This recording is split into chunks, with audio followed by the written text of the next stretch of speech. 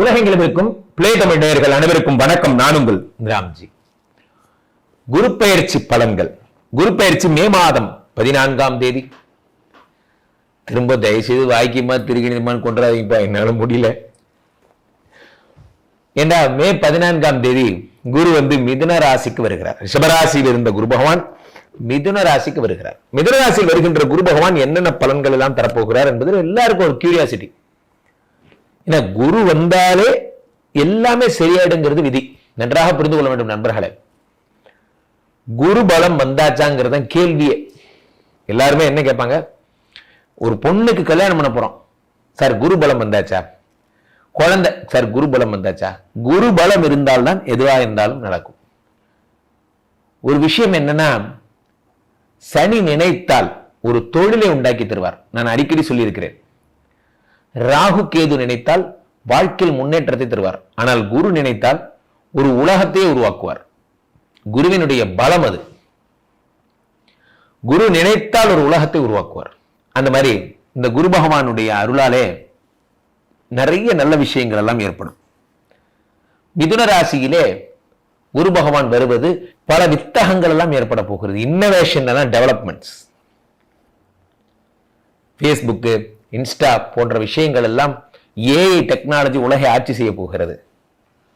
பொதுவாகவே இந்த கார்னர் பாருங்க, மீனம்ங்கிறது ஒரு கார்னர், மிதுனம்ங்கிறது ஒரு கார்னர், கன்னி ஒரு கார்னர், தனுசு ஒரு கார்னர். மீனம்ங்கிற கார்னர்ல யார் இருக்கா? சனி இருக்கார். இந்த பக்கம் குரு இருந்து ஆட்சி செய்ய போறார். சனி இருந்து இந்த ஏழையும் அதுக்கு கீழ் இருக்கிற இந்த ட்ரையாங்கிளை பார்த்துக்கிறார்.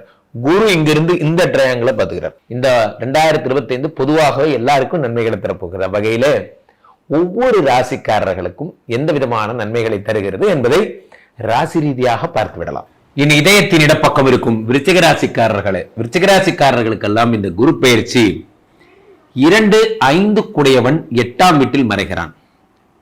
சார், இது வரைக்கும் நீங்க இந்த குரு பகவானை மறைஞ்சு நீங்க பார்த்ததே இல்லை. ஒரு 12 வருஷத்துக்கு முன்னாடி பார்த்தீங்க. இதே மாதிரி குரு பகவான் மறையும் பொழுது வாழ்க்கையில பினான்சியல் ட்ராப் எல்லாம் நிறைய வந்திருக்கும், பினான்சியல் ஸ்ட்ரகிள்ஸ் நிறைய வந்திருக்கும். ஒரு 12 வருடம் முன்னாடி அதே மாதிரியான ஒரு பினான்சியல் ட்ராப் ஆன டைம் இந்த டைம்.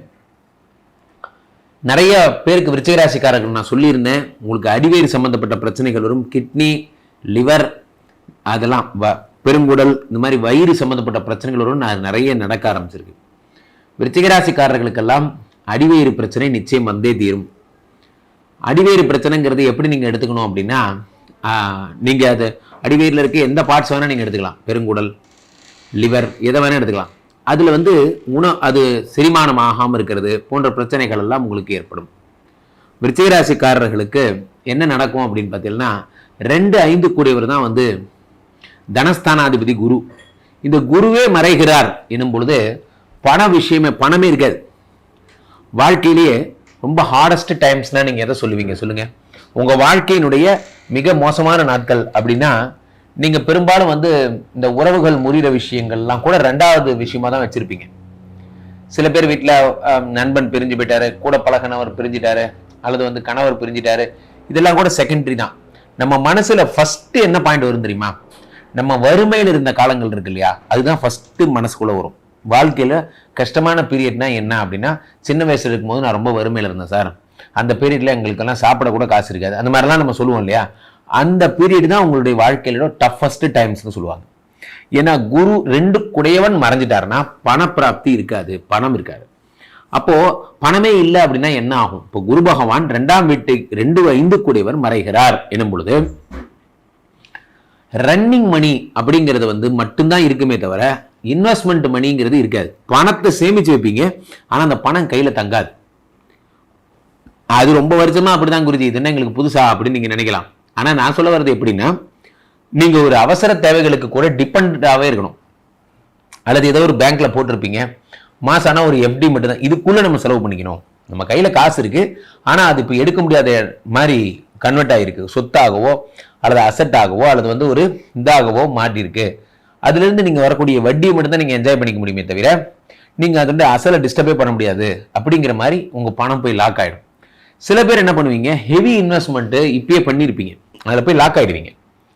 சரி, இருந்த பணத்தை எல்லாம் வைண்ட் அப் பண்ணி வழிச்சு இந்த வீட்டை வாங்கிட்டேன், இதுக்கு மேலே ரொட்டேஷன் பண்ண காசே கிடையாது, கிரெடிட் கார்டை கூட ஸ்வைப் பண்ணி எடுத்துட்டேன், அப்படிங்கிற மாதிரி டோட்டலாக வந்து எல்லாத்தையும் சரண்டர் பண்ணியிருப்பீங்க. அதைத்தான் நீங்கள் பண்ணக்கூடாது. ஆஃப்டர் திஸ் இந்த குரு பயிற்சிக்கு அப்புறம் உங்களுக்கு வந்து ஏதாவது ஒரு ஹெவி இன்வெஸ்ட்மெண்ட் பண்ணக்கூடாது. பணம் கேட்குறாங்க, நம்பிக்கையின் அடிப்படையில் தரவே கூடாது. உயிரே போனாலும் பணம் தரக்கூடாது. பணம் தந்தீங்கன்னா பணம் வராது, அவ்வளோதான். அல்லது சில பேர் என்ன பண்ணுவாங்க, கோல்டு இன்வெஸ்ட்மெண்ட் பண்ணுங்க, அதை பண்ணுங்க, இதை பண்ணுங்க. எதை பண்ணாலும் அந்த பணம் வராது. பணத்தை எடுத்து பத்திரமா வச்சிருங்க, டெய்லி அந்த பணத்தை பார்த்துக்கிட்டே இருங்க, அவ்வளோதான்.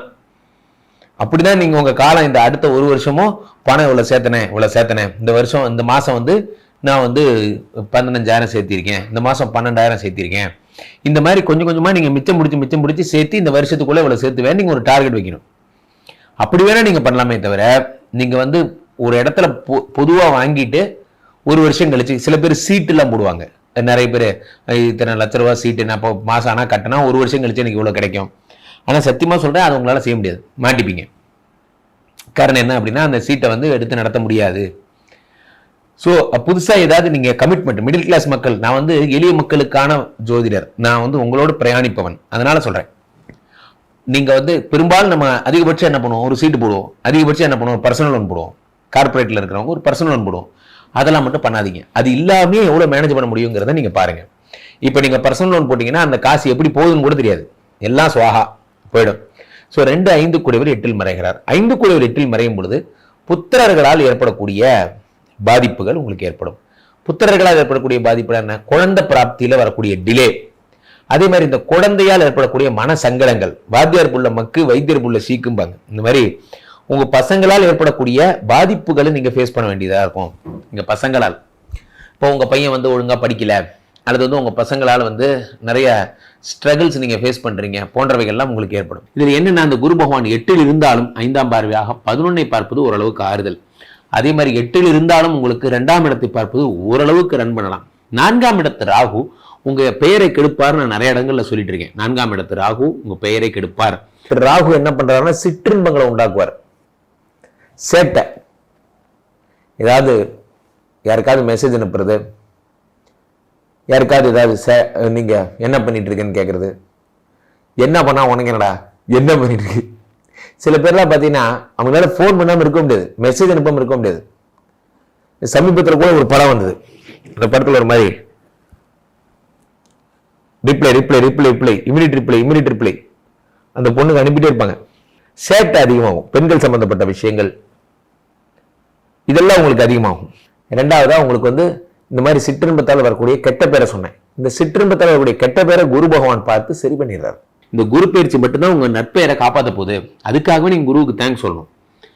இந்த வருஷம் 4ஆம் இடத்துல ராகு வந்து உங்களோட நற்பெயரை கெடுக்கிற மாதிரி நிலைமைகள் உருவாகும்.